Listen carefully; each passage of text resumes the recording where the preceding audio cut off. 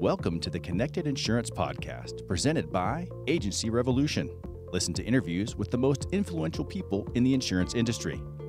Learn the most important strategies, tactics, trends, and challenges facing today's independent insurance agents and brokers. Subscribe today and get updates delivered right to your inbox. And now, without further delay, the Connected Insurance Podcast. Well, hey there, and thanks for joining us. This is Michael Jans, co-founder of Agency Revolution, and that was a long time ago. And today, delighted to be your podcast host for the Connected Insurance Podcast, presented by Agency Revolution, creators of Fuse. Fuse is the insurance marketing software that will skyrocket your retention, boost your policies per customer, and if you need more, it'll make your clients love your agency. If you haven't done it lately, please visit agencyrevolution.com and request a demo of the software that agents and brokers are raving about today. Discover why this is the leading marketing automation platform in the insurance industry. That being said, I'm excited about today's conversation with Eric Ayala. Eric is the Senior Vice President and General Manager for Novidia. Novidia is an Israeli-based insurtech, recently raised $30 million for its global expansion. And in this conversation, Eric is a seasoned professional. He knows what he's doing. He knows what he's talking about. I think you'll find some of his comments interesting, like he'll explain why all companies will be tech companies. And I think you have to include, from his perspective, insurance agencies in that category. The big difference between merely digitizing and really truly innovating, and drilling down to the practical, what agents should focus on now to thrive in the very near future.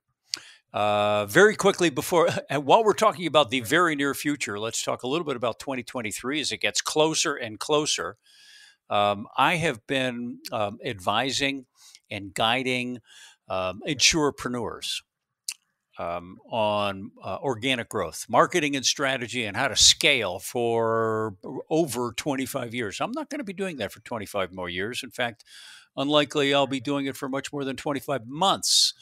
And am preparing to announce the fairly radical reduction and restriction in services that I'm going to be providing for 2023. Meanwhile, if you're looking at 2023 and you're saying, this is the year I really want to scale, I want to hit an inflection point, you may consider participation in a mastermind group. And I have a few seats that I'm making available in my mastermind group for 2023, but I need to hear from you. So if that's interesting to you, and you're looking for the kind of growth, I've got businesses in this group that I've got one with a 70% growth rate. I've got some between 25 and 40%. So if the strategies and the breakthroughs and the secrets that other insurepreneurs are using to scale if that's interesting to you and get your juices going, just reach out to me and let me know. You can do it on LinkedIn, Michael Jans. You'll find me.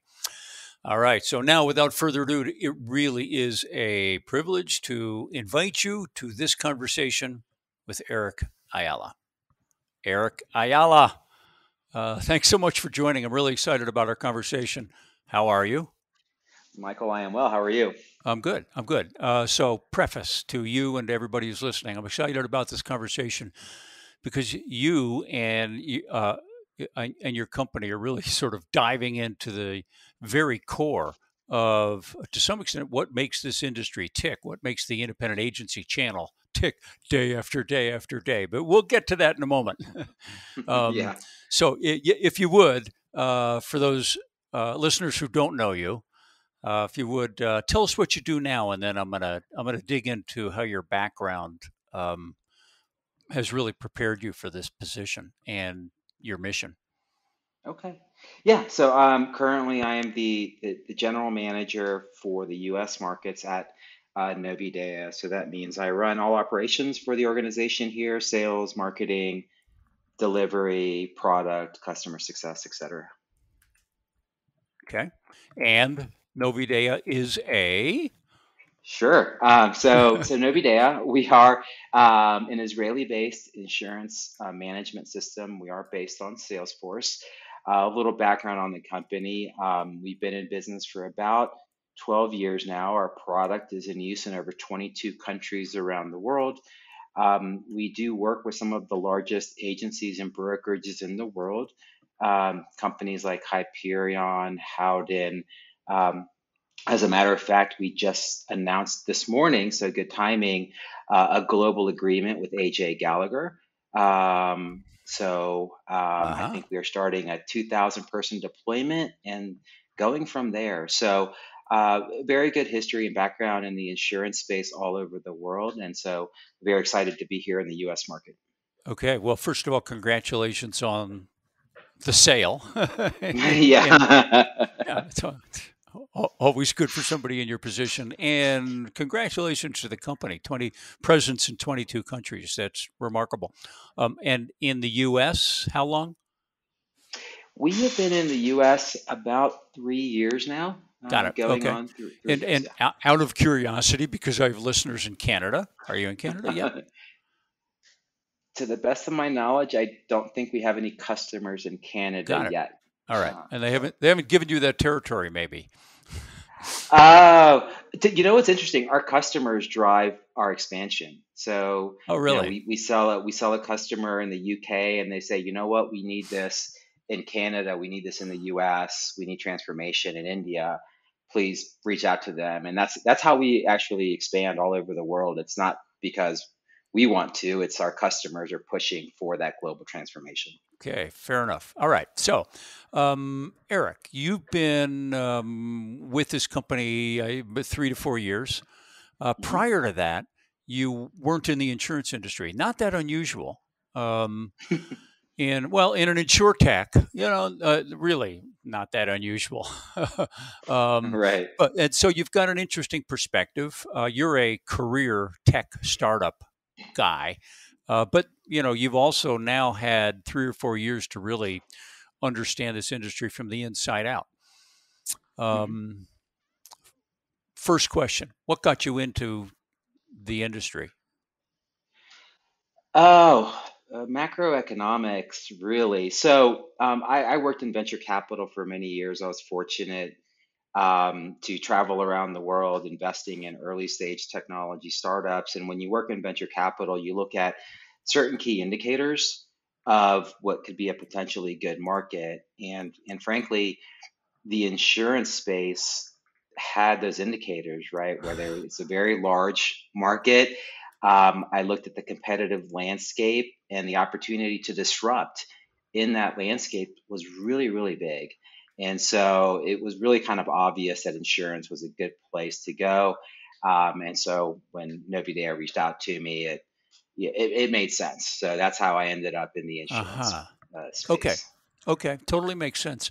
Um, Before we dive into like what you and your company are doing and the problems that you're solving, I Hmm. do want to have, kind of get your perspective on a little more 30,000 foot view. Okay. So now you're looking at this industry. You've got a Hmm. very serious technology background. You're clearly, familiar with how technology can be disruptive. Um, I think there's a general consensus that things are changing faster in the insurance industry than they ever have Oh, before. yes. Yeah, I mean, I'm get just saying that evokes a chuckle from you, right? I mean, Yeah. well, and it's not 10% faster. It's Oh, I don't know if it's 10x absolutely. faster, but it's not 10% faster. It would seem that speed itself is a strategic consideration for anybody who's serious about um, surviving and thriving in the long term. Sure. So, from your seat, Eric, when Yeah. you look, when you look in your telescope and see the future of this industry, what do you see? And particularly, I'm curious about how you see technology disrupting, transforming. Just what was small to big, causing change for the independent Yeah. agency channel. Well, I want to talk to your first point about the speed because it is incredible. When I came here 4 years ago, again, not having any background in insurance, I spent time reading every article I possibly could, and all I heard was digital transformation, right? That was the what every magazine article, every podcast, it doesn't matter. That's what you would hear. Hey, And I had Eric, I mean, it may not be a surprise to you, but the articles were saying that 10 or 15 years ago. the oh, really? Okay. No, I well, had no idea, well, right? Uh, I think when the internet, like when the internet became the internet, every single industry was like that. Those were the articles in the trade magazines in every single industry. But yeah, now, yeah, I think it's true. I mean, you can tell me if you agree or not. It's transitioned from articles in trade magazines to like the burning topic of the C suite of every serious carrier, MGA, the serious agencies. yeah, That's yeah. the conversation. Well, I'll tell you. So when I first started, I was fortunate. In my job, I had the luxury of speaking to agencies every single day, right? Three, four, five a day. And the conversations that I had 4 years ago, that was not real digital transformation. I mean, we were speaking to agencies that were planning on getting a CRM for the first time. That's not digital transformation. I mean, that's coming out of the dark ages, right? Um, Yeah, and that's. the I mean, mentality in today's terms, that's like oh, picking up a right. shovel. Right. It's And those were the conversations that we had 4 years ago. And the mentality of the executives that I was speaking to, there was fear in those conversations. There was ah, fear of what their employees or how their employees would react to change. Would they embrace the change? Even though the executives would tell me, hey, I know that my company needs this transformation, we need to move forward. But we have this this person that's been running this department for 25 years, she doesn't want change, right? She's going to revolt. yeah. Okay, that's so It, interesting. it, That's really interesting because you'll also see the exact opposite of that, Eric. Happens. It happens where I see the opposite of that is in agencies that are, let's say owned by or a partnership of boomers, right? And they're afraid of the change because they don't understand it. And the millennials and Gen Zers who are like running the day to day ops, they're like going, when can we right. join the 2020s? It's like when can I go home and use some cool tools? Yeah, and So I'll so tell you've you seen have what. you seen a change in So, that? oh well, look, it didn't take but about a year to your Yeah. point of speed. Okay. Within a year, I started speaking to legitimate CTOs for the first time. I mean, legitimate enterprise CTOs. I started speaking to chief digital officers. These were not roles that we saw in our first year here. And Uh-huh. what they were embarking on is legitimate enterprise scale deployments. I mean, they were bringing in house development teams. We're talking full cloud native solutions, data warehouses, data analytics and reporting, API based everything. I mean, we went from these conversations of CRM to, hey, we're moving forward. And everything was up for review, meaning every part of their process was fair game. And that conversation that I had before with the executives of I'm fearing what the employees, will say or will they take on this change.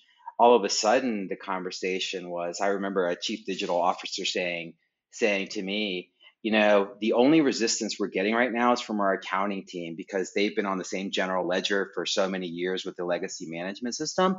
But the message to them is, hey, the train's leaving, right? And we can't let the tail wag the dog.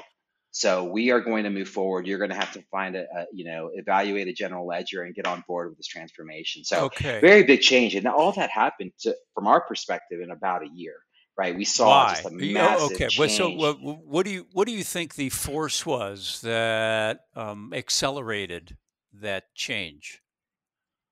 Yeah, Is to it be just honest the with you, tipping point? I mean, do you think it's just the tipping point that enough competitors within the same space were, like moving in a certain direction, and they saw that, like when you said the train is leaving, I wonder if their perception is like, yeah, the train. It's like I got no control over it. I'm not running the train. The industry train is leaving, and we got to get on it. You think You know that's what? the sense? It must have been, right? It's something to that degree, right? I mean, we started seeing what powerful, wealthy agencies can do with money, right? Ah, And okay, I okay. think that they were speaking amongst themselves, and I do know, right? All these CTOs, they all share war stories and get together in Yeah, right. communities and speak, and so I'm sure there was a hey, everyone's doing this. We need to get on the boat. And so again, the conversations were dramatic in what we had from one year to the next. And we went again speaking to legitimate CTOs. And this is my background in enterprise software. And I didn't have those guys before to speak to. And all of a sudden, I'm speaking to guys that had come from the big tech companies that are Yeah. not in insurance, right? They've been building technology for other parts of tech, other industries, and now they're Hmm. coming in and going, "Hey, we're going to do this right. This is how you build tech." So it was really, really interesting. That is now. I'm gonna jump to a conclusion. Tell me if I'm right. At the beginning of the conversation and from previous conversations, Eric, you'd mentioned the names of some of your clients. They're big, right? They are At big. least the ones that Yes. I'm aware of. They're big. Sure. It Yeah. would seem that the larger enterprises, in this case, may have some advantage in Sure. that they actually can have a position like CTO, Sure. right? Whereas in a Yes. smaller enterprise, the CTO might be the agency principal. Well, Correct. goodness knows he's kind of busy already, right? Right. Yeah, I mean, so to some extent, yeah, I'll be curious how you see that playing out. To some extent, yeah, perhaps the larger brokerages are pulling the agency force forward, right? So that yeah, they are creating efficiencies and new standards in customer experience. Um, but they also some of the names you mentioned, they deal with the not just the middle market but the upper market. Sure. How do you see Yeah. this transformation playing out and cascading perhaps through the industry, not just getting stuck up at the top? Well, the other side of the coin, and you know, our marketing team here is always asking us who our ideal target customer is, right? When because Okay, they want to I market, was going to get market. to that too. All right. Yeah, and what I try to tell them is that it has less to do with size than it does their technical vision. Meaning, a large company could be technology forward, Hmm. or they could be technology laggards, right? The Yeah, technology forward indeed. ones Right. are our type of customer, and conversely, we have 1 to 2 person agencies that are Hmm. starting fresh, Oh, and interesting. they Right. yeah, and they're saying, hey, if I'm going to start again, let's just say they just sold their agency, right? We're very successful, and they're going to do it again. Well, they're not going to go back to legacy systems, right? They're going to build new, right? And Right. Right. and Okay. so they're And and thinking and, and they in our don't future. have 20, 30, 40 people on their team who may be providing some resistance. Oh, absolutely. I mean, Right, and the imagine a and the clean change. I slate. mean, so yeah, maybe we haven't made this clear to our listeners. You offer an agency management system. Yes, yes, yes, yes. So we are a Salesforce based agency management system. So we do have the good fortune of, as you mentioned, being kind of the center usually of their plans for the future, right? Right, Because right.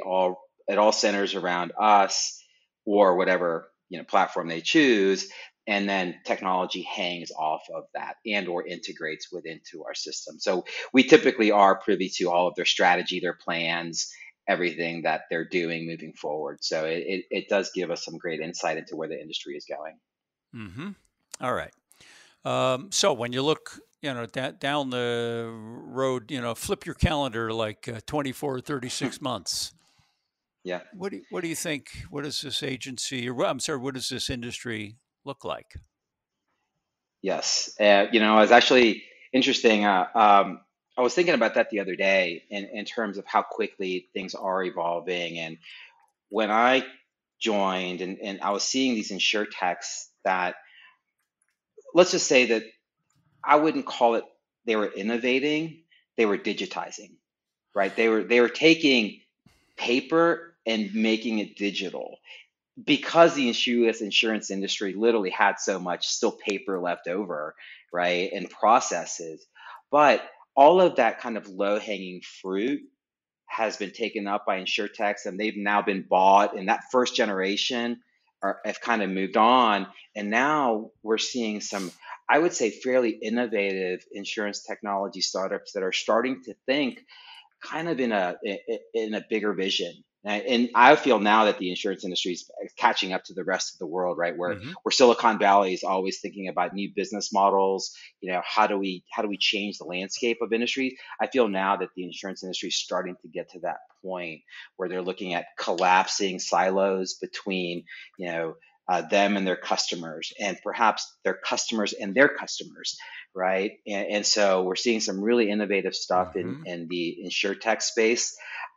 So again, to your point, the insurance industry has caught up very quickly to the rest of the world, and soon will be kind of on par with what we see in any other industry, right? So be it enterprise software, cloud security, ed tech. There's always some great innovation happening in all these other spaces. I think we're going to start seeing it now in the insurance space. So do you think that as the next few years go by, the um, how do I put the definition, the standard definition of what an insurance agency is? Hmm. Do you think that will be significantly different? That they'll just take on different business models? Yes. Well, ultimately, I think the business model itself won't change that much. How they go to market, how they distribute, how they support, who their customers are. Yes, all of those things will evolve over Got it, time, got it. I mean, right? yeah. So, I mean, there's a traditional image of the insurance agency on Broadway with brick and mortar, and people walk by and they walk in, and we've certainly seen that shift and change pretty much over the last 10 years. But Hmm. now, I had an interview with an insurance agency that I couldn't have had that interview with them 5 years ago. It was Hmm. like, you're not an agency, but yes, they are. They stand between the product, which they get from a carrier, and the consumer, right? But there's nothing about them that looks like an insurance agency. I've got I've got members. We've had the same conversation with members of my mastermind group. Like, huh? You're an insurance agency, but you just got, 15 or 50 or $75 million in funding. That's really Hmm. weird, right? Because you've got some technology. Yeah, it's Right. like, yeah. So this whole and the conversations they're really robust and really interesting. And what kind of makes them interesting is that people are like sharing different perspectives, different ways of going about business. Hmm. Um, Yeah, I could see it. To your point, I think exactly like they're going to sit in between the carrier and the customer, and they will all, my guess, is become technology companies, and their differentiators is how they apply the technology, or that maybe they even create technology in the future to give a competitive advantage, right? How are they acquiring customers faster, cheaper through technology? How are they bridging the gap between the carrier and the consumer, right? Like yeah, there is margin to be had in all those gaps. How do you acquire more of that margin through technology, right on. right? And Okay, and so yeah. in some cases, so you said something really interesting. I want to zero in on this. That someday, perhaps all insurance agencies will become technology companies. Now, Hmm. that being said, presumably that let's let's make a broad category out of that. That could be companies that invent or innovate their own technology. Okay, Hmm. I've got agency customers that meet that definition, or they're insurance agencies that master technology, Correct. really integrate technology, sort of into, they don't own it, they didn't create it, but they use it Hmm. in full stack. And so they use it front office and back office. Correct. And they see technology really as part of the job. Yes. All right. Yes. So, so you're coming into this marketplace with, Eric, an interesting challenge. The agency, as everybody who's been an insurance agent for probably 10 years or more, they know that agency management systems are kind of like the very blood that runs through the system, Hmm. um, and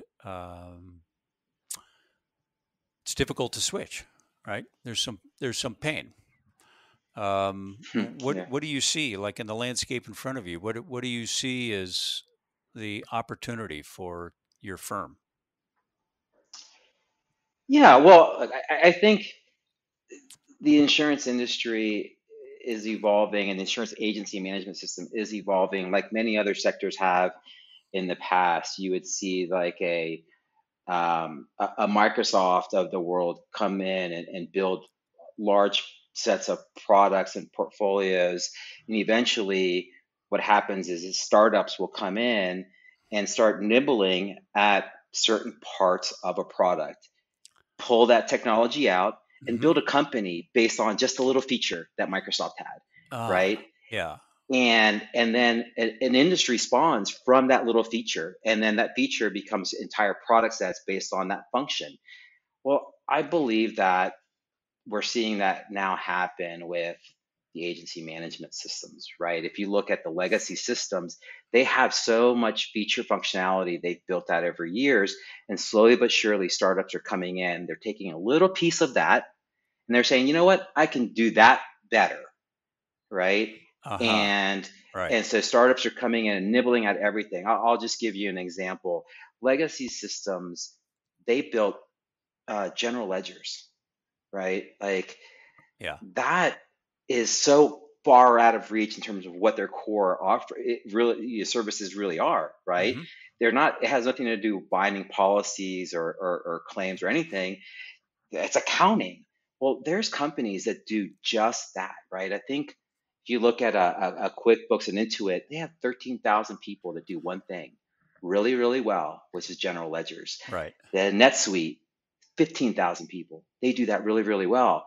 And is the job of the agency management system to build a general ledger, or is it to be the repository of information that allows them to connect to the best general ledger out there, right? And allow the ecosystem to evolve around it. And that's where we see ourselves being positioned, right? We don't want to do everything great. I don't want to build a general ledger, right? I don't want to build better accord form system. There's startups out there that are doing all that, and all they do is build that, right? I just want to be, and we just want to be the center of that ecosystem that allows for customization, flexibility, open API architectures, and let them build their technology of the future. And so that's kind of our positioning. Is we just want to be that central technology that gives the flexibility for them to choose whatever new startup that pops up in 6 months or a year, and they say, hey, you know what, that technology is going to change the way that we, I don't know, do our claims or change the way that we market, and we just want to give them a system to easily be able to connect to that. And then when the next startup comes, hey, plug on in, right? This Hmm. is your Yeah. system. Right. And it lets them evolve and change and embrace all of the new technology that's going to be coming in the future. So from an agent's point of view, running an agency, Hmm. probably statistically unlikely that they're intimately familiar with Salesforce. Hmm.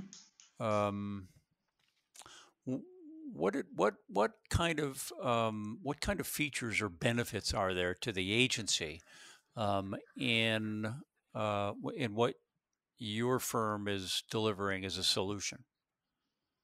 Right. So I would think, well, obviously being built on Salesforce, it is one of what the third largest software company in the world. So all of the infrastructure, the cloud architecture, all of those things are being supported by a world-class organization. I think they have what 300,000 people that do one thing is manage this architecture, right? But from there, if you build on an architecture like that, where you don't have to worry about the infrastructure, Salesforce allows you to, and Novidea, helps you through this process, customize and configure the system to work exactly how you want to operate, right? And that's very different than legacy software that basically says, "Hey, this is how your agency has to operate because we've built software this way." Ah, A solution like Innovatea says, hey, here's our core flow for how you could operate, but we can easily add page layouts, add fields, add automations, add workflows. And all of a sudden, you're not stuck to a certain way of working, but you can ask your department, hey, how would you like to work? What would the next click be in this flow for you to make your job ideal? Right. And okay. Hmm. it's these types of, and it's not just that ability, but it's easy to do. So Salesforce offers what's called, it's a low code, no code environment. And so where in legacy systems, you would actually literally have to have a developer go in and code stuff. Here, it's drag and drop. You literally say, oh, I want to add a field. Okay, click add field. Oh, I want a new dashboard. Let me drag a dashboard over Hmm. here, right? It is modern technology, so you don't need developers to constantly be involved in the development process and the configuration of your system. So, um, it's your whiteboard with all the power Right. to do whatever you want, and then you can just start drawing, right? You can say, okay, this is how I want it to work. This is how I want this to work. And guess what? In 2 years, if you want to add a new line of business, if you want to add a new technology, it's easy to do, right? It's not this massive lift to incorporate new technology. And so it really is the platform of the future when you start thinking about where do I want to be in 10 years? Well, Mm. who knows, right? Because technology is going to change so much every year. We just talked about speed of technology, right? What's going to be out there in 3 years and 5 years? So you don't have to be married to a way of working today on our system. Right. It can change. It can change Got it. over time, and as technology evolves, it can continue to adapt with you. Got it. All right. Eric, I have one last question for you. If you were going to deliver a non-commercial message to the to the owners, to the leaders of the independent agency system, like like a message that they like, this is what you should pay attention to in order to really own the future. What do you think it is that they need to pay attention to? Well, I, I think it's less what to pay attention to, but more to not be scared to embrace change, right? We are in a pivotal time here in the industry, and I think the people that take that leap into the future, will be around in the future, really, right? I mean, they're going to be the ones that are going to be, I don't want to call them first movers, but certainly on that train moving in the right direction. Those that continue to wait and delay are only going to fall further behind. So once you take that decision to embrace change and bring technology into your organization, then they can go to all the events and meet all the technology folks that are out there and see what's you know happening in the space, right? And so my big message to them is just don't be scared, take that leap, make that change. It's something that we all have to do at some point, right? Hmm. So let's Yeah. let's embrace that change, and let's see where your agency ends up in 3 to 5 years. It's an exciting time to be in insurance. It really, really is. It's all happening as we speak. As this podcast happens, there's new startups coming today, tomorrow, and some of these can change, the way that your company operates and your fortunes. So, Right on. Okay. Eric, if listeners want to find out more about your solution, what should they do? Yeah, just come to our website, novideasoft.com. Maybe spell Novadea. Yeah, which by the way, Novidea is Latin for new idea. So New if you're wondering idea. what the name, yeah, it's Novidea, Got it. Novidea. And is Novadea soft? Is, Soft, yeah, we have uh, novidea.com as well. So oh, okay. either Got one it. Very works. good. Yeah. Very good. All right. All right. Well, Eric, I really appreciate you spending time with us. All the best to you, and congratulations on the inroads that you've made so far. Thanks for your time. Appreciate it. Thank you for listening to the Connected Insurance Podcast. If you found this episode informative, please share it with your peers and colleagues. Explore the Connected Insurance family of resources for insurance agents and brokers by visiting agencyrevolution.com and clicking media. Subscribe and get updates delivered right to your inbox.